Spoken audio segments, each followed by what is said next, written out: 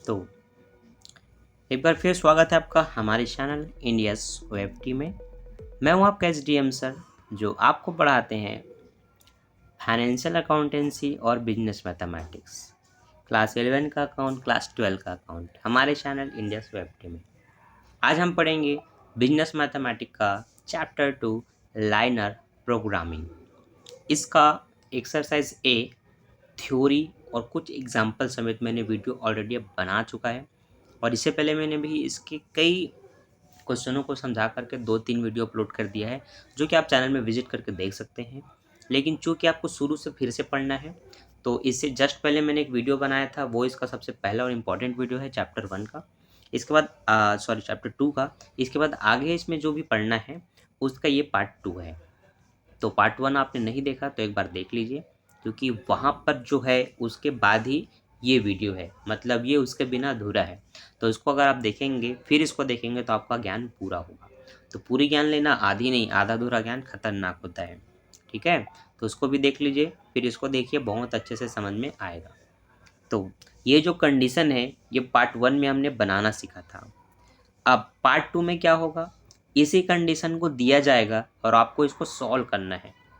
भाई दो अचर राशि होती हैं, इनका मान निकालना होता है कि x1 का कितना, x2 का कितना, x का कितना, y का कितना। तो यहाँ पर हम इन कंडीशन को सॉल्व करेंगे। तो एक चीज़ यहाँ पर है कि आपको कंडीशन नहीं बनाना, वो बड़े बड़े लंबे लंबे जो थ्योरी होते थे जिनको पढ़ना होता था वो यहाँ पर नहीं पढ़ना। ठीक है, तो ये थोड़ा सा सरल है उससे, लेकिन काम यहाँ पर भी है। वहाँ सॉल्व कुछ नहीं करना था, यहाँ पर सॉल्व करना है, तो काफ़ी लंबा इसका भी प्रोसेस चलता है। तो चलिए बिना किसी देरी के स्टार्ट करते हैं आज का वीडियो। आज हम कुछ एग्जाम्पल समझेंगे जिससे कि आपका एक्सरसाइज बनाने में आपको काफ़ी सहायता मिले। फिर हम एक्सरसाइज के भी क्वेश्चन कंप्लीट करेंगे। तो सबसे पहला एग्जाम्पल है आपके सामने में उदाहरण 4, जिसमें बोला है निम्नलिखित तरह की समस्या को ग्राफी विधि से हल करें। ठीक है, ग्राफी विधि से हल करें। अगर ये क्वेश्चन एग्जाम में आया, वैसे आता है, लेकिन अगर ये इस साल भी आया 2023 में, तो आपको एक ग्राफ का पन्ना दिया जाएगा आपके कॉलेज में, आपकी यूनिवर्सिटी में, आपके सेंटर में, जो आपको ले जाने की ज़रूरत नहीं है। बस आपके पास एक कैलकुलेटर, एक पेन, एक शीश, एक रबड़, एक स्केल, ये सब कॉमन चीज़ें होनी चाहिए। बाकी ग्राफ वगैरह या लॉग के चैप्टर में जो लॉग की सारणी होती है, ये सब आपको तुरंत वहाँ प्रोवाइड किया जाता है क्वेश्चन के हिसाब से। अगर वो आया है तो लॉग का सारणी मिलेगा, और ये वाला आएगा तो आपको ग्राफ का पन्ना मिलेगा। तो ऐसे क्वेश्चनों को ग्राफ में बनाना है। वैसे ये सॉल्व कॉपी में ही होगा, और जो इसका डायग्राम बनेगा ना, अभी नीचे आप देखेंगे, वो इस ग्राफ पन्ने में बनाना होता है। ठीक, तो इन्फॉर्मेशन हो गया। चलिए क्वेश्चन सॉल्व करते हैं। कंडीशन ये है, अधिकतम लाभ इसमें ज्ञात करना है। तो z बराबर x1 में 80 रुपये का और x2 में 100 रुपये का लाभ होता है, ये कंडीशन है। यहाँ पर x1 और x2 720 से ज़्यादा नहीं हो सकते, 720 के बराबर या उससे ज़्यादा नहीं हो सकते। यहाँ 5x1 और 4x2 का मान 1800 के बराबर, 1800 से अधिक नहीं हो सकती। और यहाँ पर 3x1 और x2 का मान 900 के बराबर, 900 से अधिक नहीं, पर 0 से अधिक होने चाहिए। ठीक, ये इनकी कंडीशन है।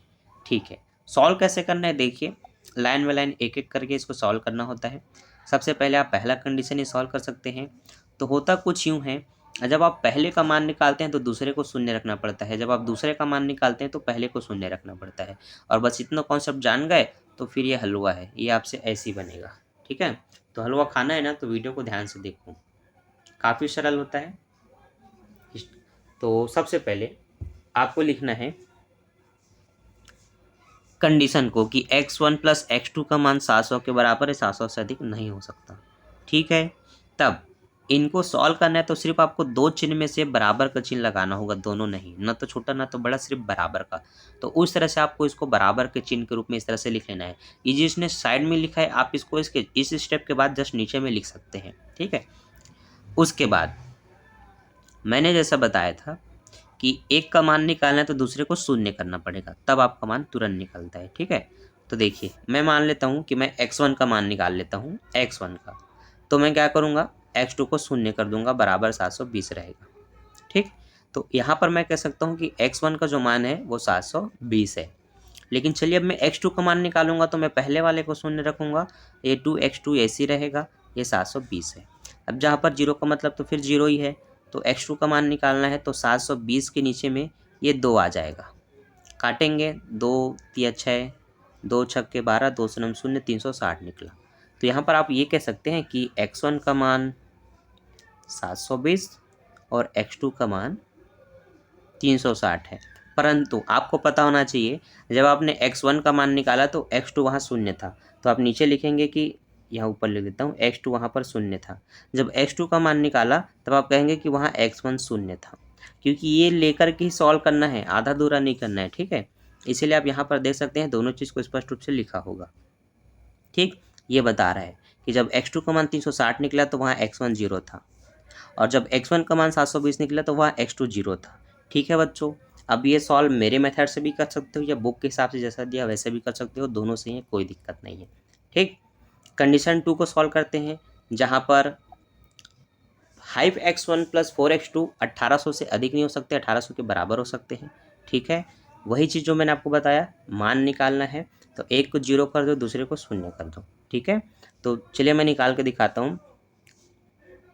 x1 दूसरे को फिर 0 रखना पड़ेगा, ये आपने 1800 लिखा।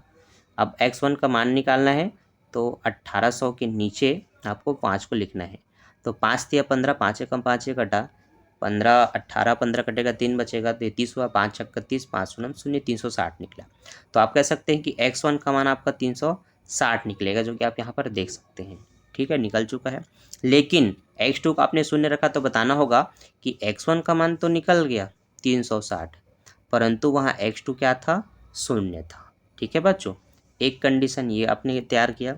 दूसरा, अब पहले वाले को 0 रखेंगे और दूसरा जो 4x2 था उसमें आप 1800 बराबर करके उसका मान निकालेंगे। तो अब x2 बराबर क्या होगा, 1800 के बट्टे में 4 लिखेंगे तो 4 चौक 16, 2 बचा, 4 पंचे 20, 0 का 0, 450 निकला। इसलिए आप कहेंगे x2 का मान आपका 450 है, परंतु वहाँ x1 क्या था, 0 था, तो x1 का मान 0 लिखेंगे। तो ये आपका पहला कंडीशन, ये आपका दूसरा कंडीशन। आई होप आपको बनाना आ रहा है, आप सीख रहे हैं, समझ रहे हैं। ठीक है, उसी तरह से अब यहाँ पर आप इनका मान निकालेंगे तो 3x1 का मान निकालना है तो x2 को 0 रख दो, बराबर लिखो 900। फिर 3x1, सिर्फ x1 बराबर 3 नीचे आएगा 900 के, तो 3 3 ज़ा 9, 0 0 0, 300 निकला। तो यहाँ पर आप बता सकते हैं, जब आपने x1 का मान निकाला तो x2 0 था, ये वाला, तब x1 का मान आपका 300 निकला। ठीक है, अब पहले वाले को 0 रखेंगे और x2 का मान निकालेंगे तो x2 के साथ तो कुछ नहीं है, मतलब उसका मान पूरा 900 होगा, इसलिए x2 का मान देखिए 900 लिखा गया है, सामने में 0 है। क्लियर है बच्चों? जब आप ये सीख जाते हैं ना, ऐसे प्रश्नों में जो जहाँ पर आपको कंडीशन अभी बार बार मिलेगा, हर प्रश्न में आपको ये कंडीशन मिलेगी जहाँ पर बराबर की तरह कुछ ना कुछ मान होते हैं, तो सबका अलग अलग आपको ज्ञात करना होता है। इतना आपने सीख लिया ना, बस हो गया। अब ग्राफ कैसे बनाना है चलिए नीचे बताता हूँ। ठीक है, तो चूंकि हमें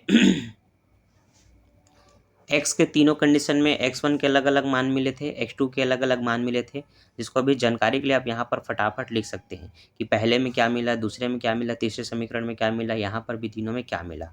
अब जब ग्राफ तैयार करना होता है, ठीक है, इस तरह से आप 0 से स्टार्ट कर सकते हैं, या एक स्थायी एक तरह से आपको तैयार करना है तो फिर आप क्या करेंगे, बस ऐसे एक लाइन खींचेंगे। ये मुख्य बिंदु आपका 0 केंद्र रहना चाहिए, यहाँ से आप कुछ दूरी पर आगे बढ़ेंगे, उसी तरह से यहाँ पर भी आप कुछ दूरी पर आगे बढ़ेंगे। दूरी देखिए कॉमन नहीं है, जो मैं बताने जा रहा हूँ ये मान पर डिपेंड करता है। मान लेते हैं आपके सारे मान 250, 300, 450, 500 समथिंग है, मतलब 250 से ऊपर का है, तो फिर आपको 1 2 3 लेने की ज़रूरत नहीं है। आप सीधा 0 से 100 या फिर 200 ले सकते हैं, फिर अगला आपका 400 होना चाहिए, फिर ये 600 होना चाहिए, इस तरह से आप मान ले सकते हैं। ठीक है, तो ये डिपेंड करता है पूर्णतः आपके मान पे, आपको मान क्या क्या मिला है। तो हम शुरू से देखते हैं, हमें जो मान मिलते गए हैं समीकरण 1 से, वो कुछ इस तरह से है, 360 720, जो कि एक दूसरे के दुगने के हिसाब से हैं, आधा दुगने। यहाँ पर 450 360 मिला, तो देखिए 360 दो बार आ चुका है। यहाँ पर 900 और 300 मिला, तो लगभग मैं ये कह सकता हूँ 300 कम से कम और अधिक से अधिक 900 तक का आपका मान है तीनों ही बिंदुओं में। ठीक है, तो उसके हिसाब से आपको सोचना है कि आपको क्या क्या तैयार करना है। अब जो भी यहाँ पर मैं भी समझाऊंगा वो इसके हिसाब से है। ठीक है, तो यहाँ पर देखिए इसने 0 से 300 तैयार किया, तो अगला मेरे ख्याल से 0 से 600 होना चाहिए, फिर 600 से 900 होना चाहिए। तो पहला वाला बिंदु 300 के लिए है, दूसरा 600 के लिए है, तीसरा 900 के लिए है। ठीक है, एक्स में यहाँ पर भी लगभग मेरे ख्याल से वही किया गया है, 300, 600, 900 तक हाईएस्ट बिंदु।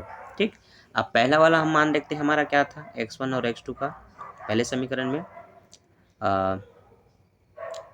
x1 में 720 और x2 में 360। ठीक है, तो x1 आपका नीचे वाला है,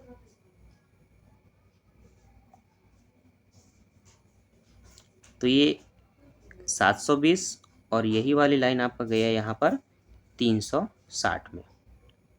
तो जो आपने 720 और 360 को दर्शाया, आप इसको नाम दे देंगे, एक को x1 एक को x2।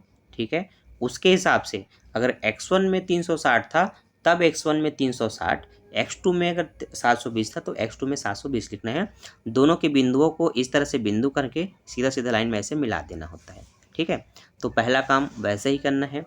वैसे ही दूसरा, तो दूसरे कंडीशन में मान लेते हैं 450 और 360 का मेल था, तो इस लाइन में 360 है तो 360 का बिंदु यहाँ पर, 450 का बिंदु यहाँ पर, इनको ऐसे मिलाएंगे। वैसे ही अगले में 300 से 900 मिलाना होगा, जो कि थर्ड वाला था, तो ये ऐसे ही इसका 900 और इसका 300 मिला दिए। ठीक, तो यहाँ पर आपको पहले मान पता होना चाहिए कि किसको क्या दिया गया है। तो x2 को 900 और x1 को 300 ये बोला गया है, तो 900 ऊपर में मिलाया जा रहा है, इसका मतलब यही आपका x2 है, ये आपका x1 है। ठीक है, उसी तरह से सारे मान को आपको मिलाना है लाइन से, कि पहले कंडीशन में x1 x2 का क्या मान था। तो पहले कंडीशन में x1 का मान 720 था और x2 का मान 360 था, इसलिए इनको मिलाया गया।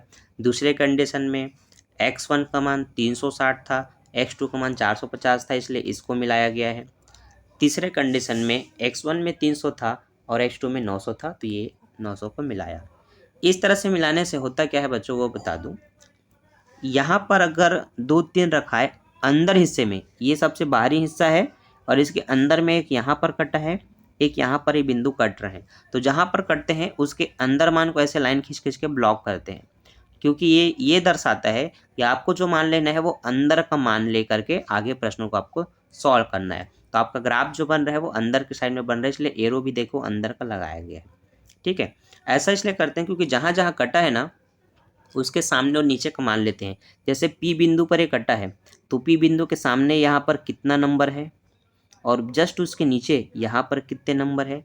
उसी तरह से क्यों पर कटा है, तो क्यों के सामने और क्यों के नीचे क्या क्या अंक आपको मिल रहे हैं उसको लिखना होता है, क्योंकि यहीं पर जो अंक मिलेंगे ना, इसके सामने और इसके नीचे, इसके सामने और इसके नीचे, इन्हीं दोनों मानों को लेकर के x1 और x2 में जो मिलेगा, इन्हीं मानों को लेकर के आपको z बराबर जो लाभ दिया जाता है उसके मान को सॉल्व करना है। ठीक है, तो ग्राफ बनाने का उद्देश्य ये होता है इन मान को निकालना। ठीक है बच्चों, तो वो यहाँ पर बताया गया है कि दो जगह कटे हैं। ठीक है, पी पे और क्यू पे। बाकी तो ये जीरो F0 है तो लेना ही है, क्योंकि कॉमन बोला था 0 से अधिक लाभ होना चाहिए, वो आपको कॉमन तरह से लेकर के चलना है। ठीक है, ये नहीं भी लिखेंगे तब भी चलेगा, मेन चीज़ है इन दो चीज़ों को सॉल्व करना। ठीक है, तो चलिए वो मैं आपको बताता हूँ, उसको ध्यान से समझिएगा। तो क्यू बिंदु को देखिए, क्यू बिंदु को ध्यान से देखिए, जो उस पर मान निकाला गया उसी को इसमें लिख करके बनाया गया है। ठीक, तो उसके अकॉर्डिंग 1800/7 और 900/7 x1 x2 में उसको मिला है। ठीक, क्यू पे, पी पे मिला है 120 x1 पे और x2 पे 900 मिला है। ठीक है, तो हमारा जो कंडीशन था वो ये है, z बराबर 80 x1 प्लस 100 x2। इसका मतलब x1 में जो p का मान मिला 120, उसको 80 के साथ मल्टीप्लाई करेंगे, इसलिए यहाँ पर p के सामने वाले हिस्से में उसका मल्टीप्लाई हो रहा है।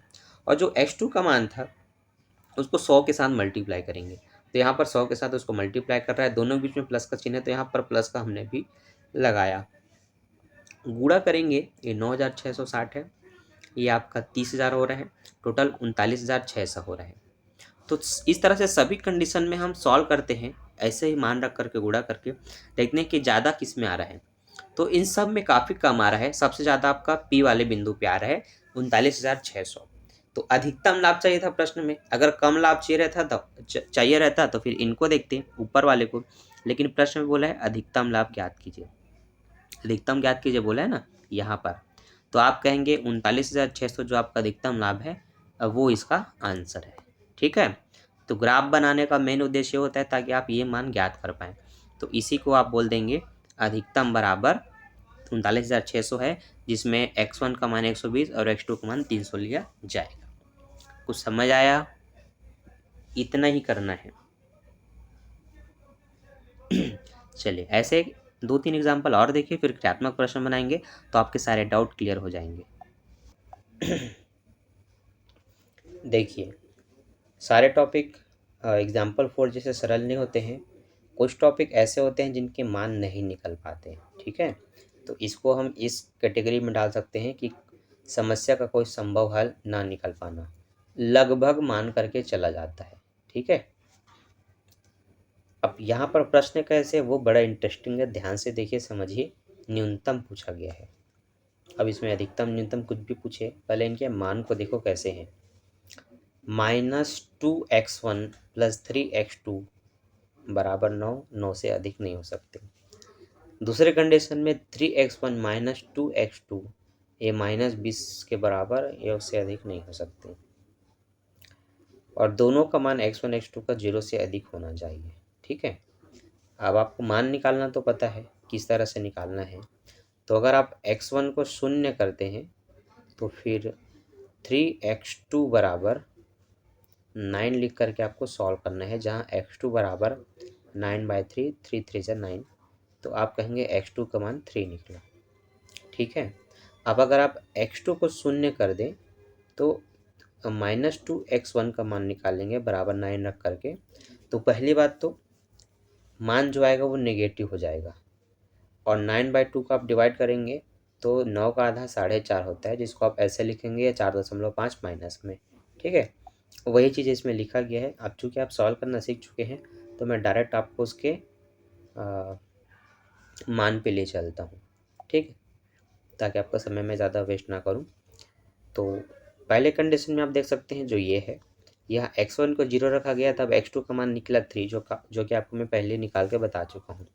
फिर अगर आप x2 को 0 रखते हैं तब x1 का मान -4 से 1/2 या 4.5 ज्ञात होगा। ठीक है, इसी तरह से कंडीशन 2 क्या है आपका, 3x1 - 2x2 बराबर -20। ठीक है, ठीक, यहाँ पर भी x1 को 0 रखेंगे तब जो -2x1 था बराबर -20, तो वहाँ पर -2 आएगा ऐसे नीचे में, फिर दोनों के माइनस प्लस हो जाएंगे तो 2 दहम 20, तो यहाँ पर +10 आपका मान आएगा। लेकिन जब x2 को अगर आप 0 रख के x1 का मान निकालते हैं तो फिर ये आपका -6 निकलेगा। ठीक है, तो x2 में 1 क्यों रखा गया है, क्योंकि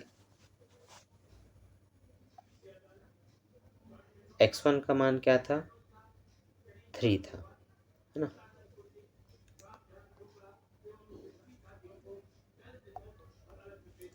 थ्री को लाएंगे नीचे, और जो x2 का मान है -2 वो उधर जा कर के हो जाएगा +2। ठीक है, पक्षांतर कर रहे हैं इस तरह से। देखिए 3x1 - 2x2 बराबर -20 था। अब x2 का मान सिर्फ 2 है समझो, अब इसको हटा दो तो -2 इधर आ क्या होगा, +2 हो जाएगा। 3 नीचे आएगा तो ये 3 होगा, तो x1 बराबर आपका ये कंडीशन है। ठीक है, इसलिए ये वाला जो जमाया गया है वो इस तरह से जमाया गया है। जहाँ पर -20 में 2 घटेगा क्योंकि वो +2 है, तो -18 होगा, जिसको 3 से काटेंगे तो 6 बचेगा। अब बड़ी संख्या माइनस में ऊपर में तो माइनस लगाना पड़ेगा, तो -6 इस तरह से निकला। तो आप कह सकते हैं x1 का मान 10 और दूसरे का मान -6 है। तीसरा आपको पता है 0 0 होना चाहिए। अब एक मान 3, एक मान 4.5 माइनस में था, उनको अगर हम दर्शाते हैं तो देखिए यहाँ पर प्लस वाला लाइन ये है, ये भी प्लस वाला लाइन है, पर प्लस के सामने दाहिने तरफ माइनस का होता है और नीचे तरफ ये माइनस का होता है। तो देखिए माइनस में जो दर्शाना था उसको 4.5 को यहाँ पर दर्शाया गया है और जो प्लस में 3 दर्शाना था वो इस लाइन में यहाँ पर दर्शाया गया है। तो यहाँ पर जो गैप है सबका वो 0 से 1 2 3 का है, प्लस में 1 2 3 का, यहाँ -1 -2 -3 करके है। उसी तरह से यहाँ भी -1 -2 करके पूरा गैप में है। ठीक है, इसी तरह से मान निकाला गया है। तो 3 और -4.5 को यहाँ दर्शाया गया है इस बिंदु पे। उसी तरह से 6 और 10 वाले को, +10 को यहाँ और -6 वाले को यहाँ दर्शाया गया है। जब इस तरह से कोई चीज़ कटता है, ठीक है, तो यहाँ पर मान निकाल पाना संभव नहीं है। क्यों नहीं है? अगर ये कुछ इस तरह से कटते कि दो लाइनें ऐसी जाके कट रही हैं किसी ग्राफ पर, तो ऐसे अंदरूनी मान को लिया जा सकता था। लेकिन ये बाहरी हिस्से को दर्शा रहा है, ये आंतरिक हिस्से को दर्शा रहा है, बीच का हिस्सा खाली है। और अगर हम इनको लेकर के भी सॉल्व करते तो माइनस प्लस का मामला आ जाता है यहाँ पर, है ना। तो ऐसे में हम इनका मान नहीं निकाल सकते, प्लस माइनस आखिर माइनस में चला जाता है। तो कुल मिलाकर आप ये कह सकते हैं कि इसका मान निकाल पाना संभव नहीं है, इसका कोई हल नहीं है। इसलिए यहाँ पर संभव कोई हल नहीं है ऐसा लिख दिया गया है। तो हो सकता है एग्ज़ाम में ऐसे कंफ्यूज करने वाले टॉपिक दे, इनको छोड़ना नहीं है। देखो बेसिक मेथड से जो आपने सीखा कि x1 x2 का मान कैसे निकालना है, बस ऐसे निकालते रहिए। ठीक है, एक चित्र भी बनाइए जहाँ से जो प्लस माइनस वाला आपको दर्शाना है, प्लस वाले को यहाँ, माइनस वाले को यहाँ आप दर्शा सकते हैं, कोई दिक्कत नहीं है। दोनों ही माइनस होंगे तो यहाँ पर दर्शा देना। ठीक है, प्लस माइनस ऐसे दर्शाना है और अगर दोनों माइनस हो तो यहाँ पर दर्शा देना और दोनों ही प्लस हो तो इसमें दर्शा देना। ठीक, इतना तो कर सकते हैं ना, इतना कर लीजिए। आपको अगर इधर ऐसे 2-3 बिंदु कटे हुए नहीं दिखते जिसका अंदर का आप मान लो अलग अलग मिला ना, ये आपका लाइन था, एक इधर मिल रहा है, एक इधर कट रहा है, एक इधर कट रहा है, तो इन सब को ना लेकर के इतने को आप देख सकते हैं। लेकिन ये किसके साथ कट है कुछ नहीं पता, तो फिर आप इसको भी बोल सकते हैं संभवतः कोई मान है ही नहीं बोल करके। ठीक, तो इतना तो कर सकते हैं ना, पूरा 15 नंबर की बात है, एग्जाम में आता है तो इतना करिए। ठीक है, इतना करना पड़ेगा, बहुत ज़रूरी है। ठीक, अब देखिए अगले में क्या है। अगले में -1 है, +1 है, दोनों लेकर के बनाइए करके बोला है। तो देखो शॉर्ट में लिख दिया कि x1 का मान 0 -1 है और x2 का मान 1 और 0 है। दूसरे में 0 1 है, 0 1 है, 0 1 है। ठीक है, चित्र देखो कैसा बना है, एक -1 एक +1 के लिए और एक 0 एक +1 के लिए। ठीक है, यहाँ पर भी कुछ खास हुआ नहीं है, ये भी पूरा टाटा बाय बाय वाला है। असीम या अपरिभाषित समस्या का हल। असीम या अपरिभाषित समस्या का हल मतलब यहाँ पे प्लस माइनस में आएगा, तो यहाँ पर हो सकता है अंदरूनी जो कट रहा है वो आपके प्लस साइड में कट रहा हो। तो जब इस तरह से प्लस साइड में कटता है ना, तो ये अंदर के हिस्से को ले लेते हैं, जहाँ पर कटा है उसके सामने और उसके नीचे करके, ये आपका होता है। ऐसी बहुत सारे कंडीशन दिए गए हैं जहाँ पर आप देखेंगे तो आपको विभिन्न प्रकार के कंडीशन और उसके हल मिलते जाएंगे, जो कि आपके लिए हेल्पफुल है। पर एग्जाम में सरल टाइप का आएगा, जैसे कि उदाहरण 4 था, या वो कन्फ्यूजन वाला जिसमें कुछ मान नहीं निकलता वो आएगा। आपका काम है बस उनको सॉल्व करना, जितना पॉसिबल चीज़ है लिख कर करके बनाना, वो आपको सॉल्व करना है। ठीक, अब एक्सरसाइज बी का मैं क्वेश्चन बनाता हूँ, जहाँ पर मैं लिखूँगा कि जब मैं x1 को 0 लेता हूँ तो x2 का मान 4 होगा, और जब मैं x2 को 0 लेता हूँ तो x1 का मान 4 होगा। ठीक है, पहले कंडीशन में ये हुआ मेरा पहला कंडीशन। दूसरा कंडीशन, अगर मैं x1 को 0 लेता हूँ तो 8x2 बराबर 24 में x2 बराबर 24/8 लिखूँगा, 8 एकम 8, 8 तिया 24, x2 का मान 3 आएगा। ठीक है, लेकिन जब मैं x2 को 0 रख दूँगा तो 3x1 बराबर 24 और 3 को लाऊंगा नीचे, 3 अट्ठे 24, 8 निकलेगा। ठीक है, तो मैं कह सकता हूँ कि x1 बराबर 0 तो x2 बराबर 8 तिया 24, 3 निकला था। फिर जब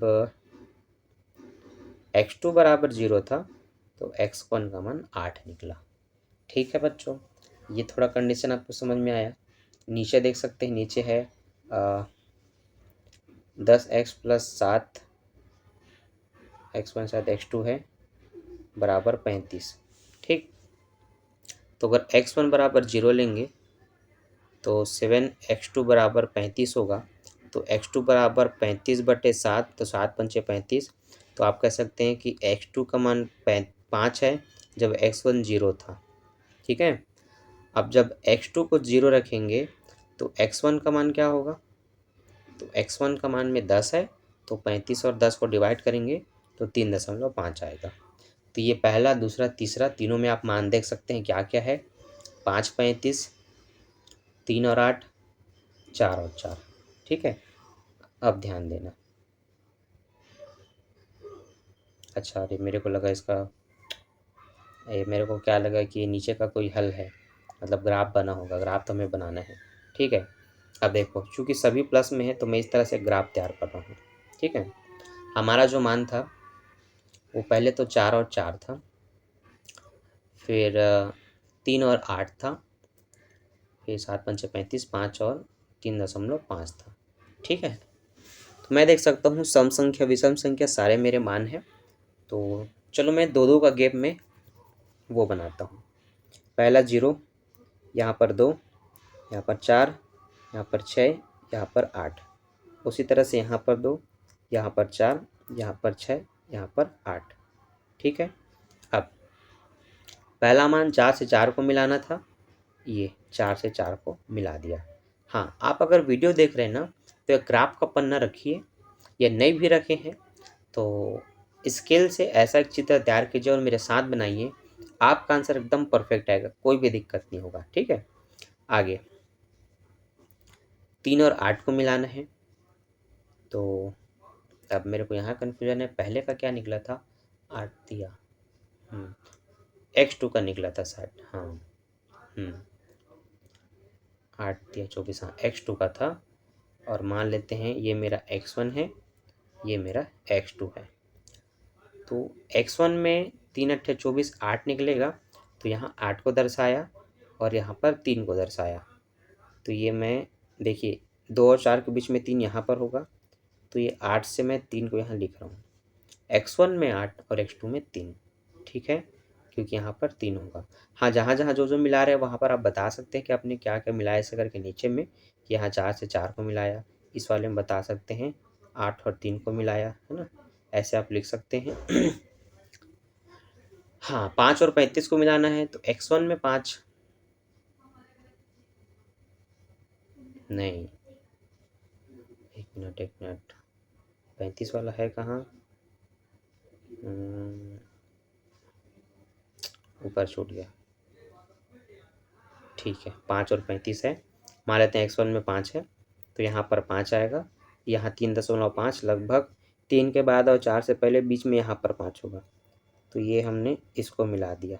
ठीक है बच्चों, ये वाला लाइन। ठीक, अब इस तरह से देख सकते हैं अंदर में यहाँ पर कटा है, तो जो कटा है उसके सामने और नीचे हो सकता है एक दो हिस्से में और कट जाए। ये जो 3 लाइन ऐसे ऐसे गया है ना, वहाँ हो सकता है कहीं और भी कटा हो। तो ऐसे जहाँ जहाँ कटा होगा उसके अंदर ही साइड का मान लेना है। तो यहाँ भी अंदर ही साइड का लेना है, तो ऐसे लाइन खींचेंगे। अब बस इसके सामने और इसके नीचे देखना है। ठीक है, क्या का मान आएगा। तो यहाँ पर जो मान आ रहा है x1 में वो 1.6 है सही, और एक में है 2.4। अब इन मानों को लेकर के जेड में अगर हम लाभ निकालते हैं, देखिए चित्र सही तरीके से बनाइए, आपका आंसर आएगा। ठीक है, चित्र सही बनाइए, आंसर जरूर आएगा। तो अधिकतम लाभ के लिए हमें क्या बोला था?